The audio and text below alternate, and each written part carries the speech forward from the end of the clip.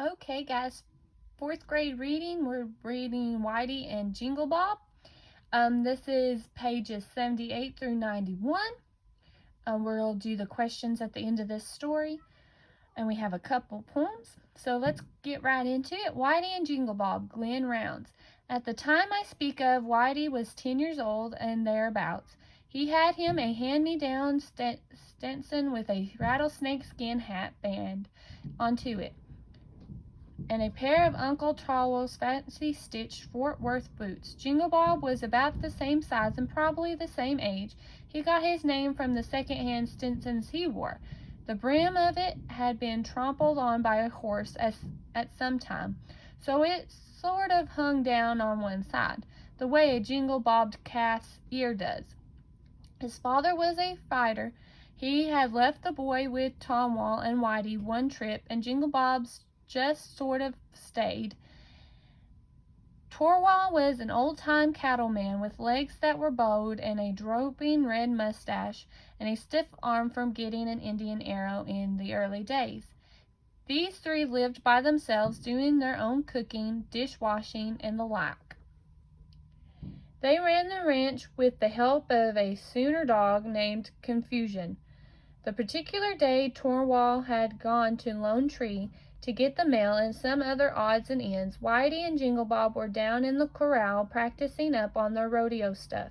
You see, they were no great shakes for size, but nonetheless they figured they were top hands, almost, as it's a well-known fact that if you want to be a top hand in any business, you have to practice. So when Torwell came back from that afternoon, he saw a considerable cloud of dust raising up from the corral where he was keeping a bunch of long yearlings and 2-year-olds, fattening them up for shipping. As he rode closer, he could hear the excitement. He tied his horse and climbed up on the fence to watch. Jingle Bob had roped a big yearling and got him snubbed up to the snubbing post in the middle of the corral. He held him there while Whitey put a rope around the critter and climbed onto his back. Jingle Bob turned his rope loose, and the calf started a imitation of Brom Bull at the rodeo. Whitey rode about 3 jumps and then was thrown. After he dusted himself off a little, he rode another calf, and Jingle Bob tried to ride it. Both boys were plastered with sweat and dust and dirt, the calves likewise. Some were standing around with the tips of their tongues showing and foam on their chops. "We're practicing to be top hands," Whitey told Uncle Torwell. "Yes, sir," said Jingle Bob. "We're practicing on roping and bareback riding today." "That stock like that gets hot mighty easy," Torwell said, as they walked over to the windmill to get a drink. "Yes, sir, it does for a fact," Whitey admitted. "We'd sort of noticed that," said Jingle Bob. But if we are to be top hands, we have to keep in practice." Uncle Torwell agreed that it was necessary for a top hand to keep in practice, but it occurred to him that such excitement wasn't exactly the best thing in the world for fattening calves. Whitey and Jingle Bob agreed that there was much in what he said, but how in the world were they to practice their riding, they wanted to know. Uncle Torwell thought that over a while. Then he said, "It's too late to do anything about it today, but tomorrow we'll build a contraption like one I saw on the reservation one time." "I just don't see how we can learn to ride on a contraption," Whitey said. Jingle Bob agreed with him.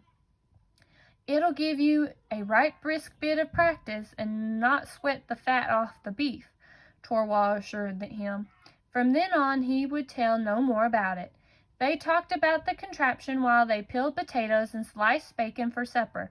Torwell listened to them as he mixed the biscuits, but couldn't say anything. Even after they'd gone to bed, Whitey and Jingle Bob talked on what kind of contraption Uncle Torwell could be thinking of, but they could make nothing of it. So they finally took their Stetsons off and went to sleep. The next morning, as soon as they had breakfast and cleaned up the kitchen, Torwell took them out behind the blacksmith shop. He started the boys digging 4 deep post holes, set in a square square some 10 feet across, while he fastened 4 rings onto the ends of an old oil drum with strap irons and rivets. They finished the holes about the time he was done with the drum. Then from the pole pile, Torwald picked out 4 long, stout ash poles. He helped the boys set these up in the post holes and tamped them solid. After he fastened a good length of rope to the top of each, when that was done, he fastened the ropes to the rings in the drum so it hung on its side some 4 feet off the ground, and he taken an old saddle and strapped it onto the drum. He stepped back and looked the thing over. "There's your contraption," he said, looking right pleased with himself. Whitney and Jingle Bob looked at the contraption and then at each other. After a while, Whitey spoke up. "It looks like a kid's play toy to me," he said, looking right unhappy. "Yes, sir, just the way it looks to me," Jingle Bob said. "It'll be fine for kids to play with, but I don't see what we can do with it." "Maybe you won't feel so disappointed about it when you've given it a whirl," said Torwald. "Suppose you try it out first, Jingle Bob." Jingle Bob wasn't at all enthusiastic, but he didn't want to hurt Uncle Torwald's feelings after he'd gone to so much trouble building the thing, so he said it was all right with him. He and Whitey both figured Uncle Torwald must be slipping. As a general thing, he understood how they felt about having to fool with kids' stuff. They hated to think how cowboys roundabout would laugh if the word got around they played with such a sissy contraption. But for now there was nothing they could do but make the best of it, so Jingle Bob climbed into the saddle. He sat there looking sheepish while Uncle Torwald took up the stirrups to fit him. "All set?" Torwald asked after a bit. "Yes, sir, I reckon so," Jingle Bob said without much enthusiasm. "Well, hang on to your hats," and Torwald and Whitney started shoving the limber poles one way and another. That was when Jingle Bob got the surprise of his life. With the drum swung from tops of the limber poles, whipping in all directions, it proved to be anything but a solid proposition. In less than no time at all, Jingle Bob sailed off and rolled head over heels. He was somewhat surprised, so was Whitey for that matter. They looked at each other. They looked at the contraption. Uncle Torwald just looked pleased with himself. "Still think it's a kid's play toy?" he asked after a while. "No, sir. That thing bucks worse than Black Diamond at Cheyenne. But of course I wasn't expecting anything so brisk. If I could try it again, I don't reckon I'd have any trouble staying with it." But the second try was no better than the first. Then Whitey tried it and was piled.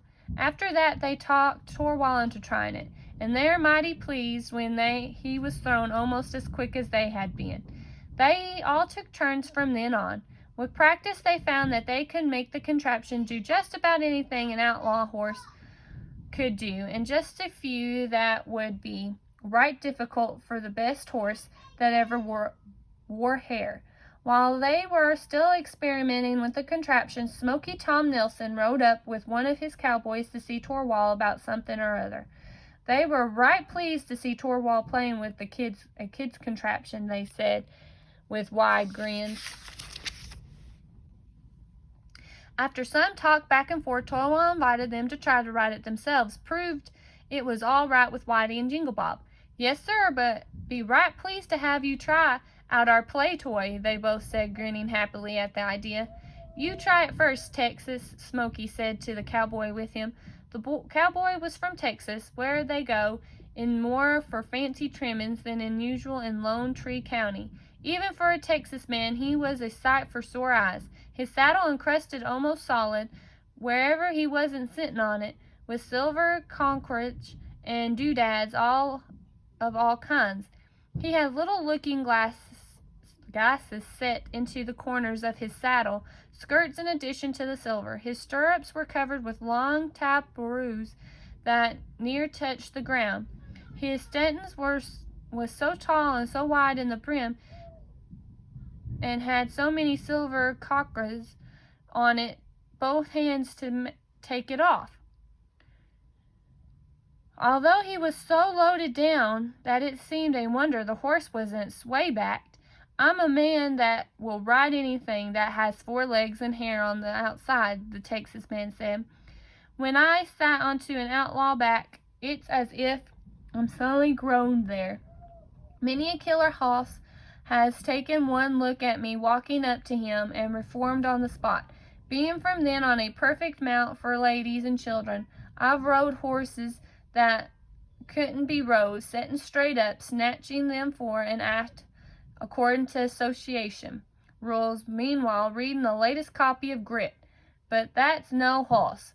It's nothing but a kid's contraption. Of course, if you're not feeling good, Torwald began.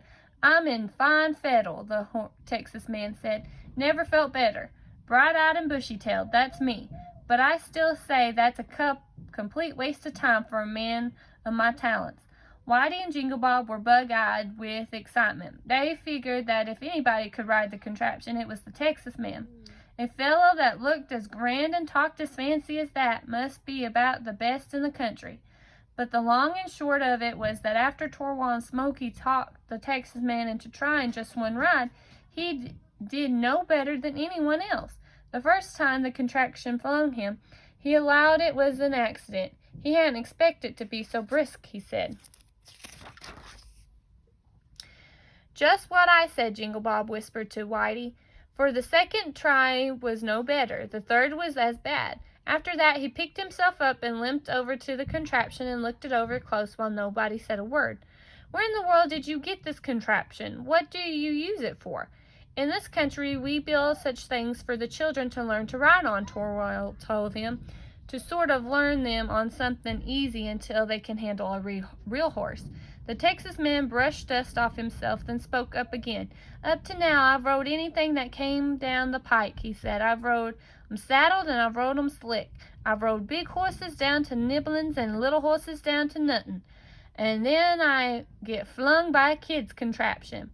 All I can say, should name it the Lone Tree Killer and enter it in the contest at Cheyenne this fall. And from then on, the Lone Tree Killer's reputation spread.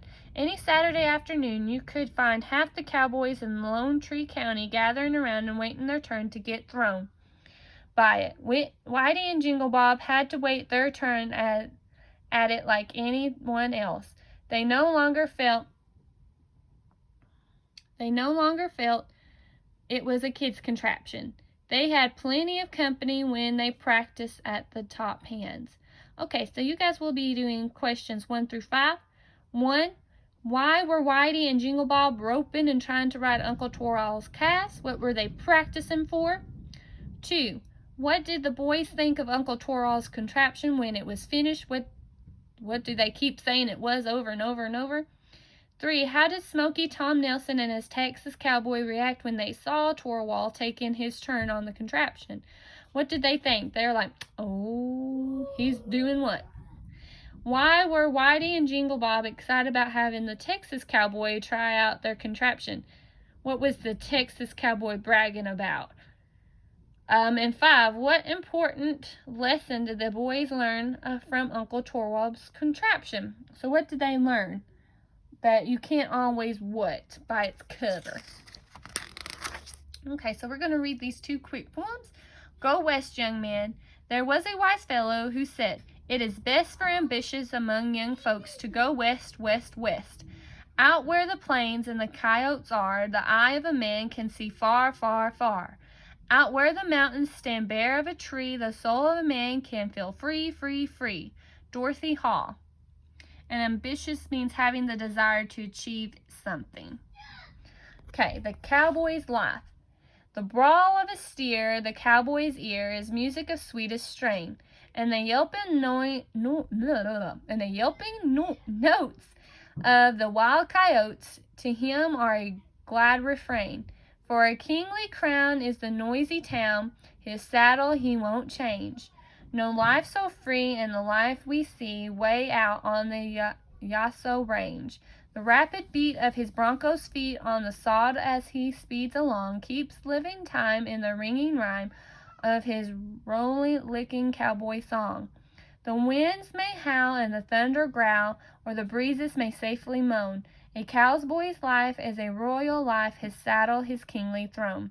Bronco is a bronco, a wild horse or pony of the western plains, rollicking, lively, and carefree. And that's by James Barton Adams.